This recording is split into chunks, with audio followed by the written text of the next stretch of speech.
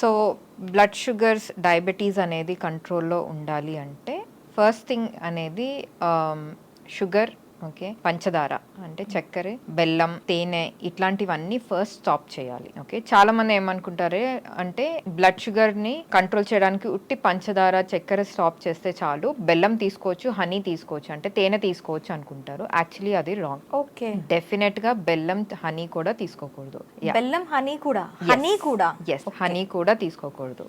Okay, so honey వల్ల కూడా చాలా, ఇన్ఫాక్ట్ బెల్లం కన్నా హనీ వల్ల ఇంకా బ్లడ్ షుగర్స్ ఎక్కువ రైజ్ అవుతాయి. బెల్లంలో కొంచెం పీచు పదార్థం అంటే ఫైబర్ అనేది ఉంటుంది కాబట్టి తొందరగా బ్లడ్ షుగర్స్ ఇంక్రీజ్ అవ్వవు, కానీ డెఫినెట్ గా ఇంక్రీజ్ అయితే అవుతాయి, బ్లడ్ షుగర్ డయాబెటీస్ ఉన్న వాళ్ళకి ఎస్పెషల్లీ. సో ఫస్ట్ ఇవన్నీ మానేసేయాలి. అఫ్ కోర్స్ మనకు తెలిసిన స్వీట్స్ కానీ లేకపోతే bakery items like pastries, chocolates ఇట్లాంటివన్నీ డెఫినెట్ గా స్టాప్ చేయాలి. సో ఎలాంటి ఆహారం తినడం వల్ల కొంచెం కంట్రోల్లో ఉంటుందంటే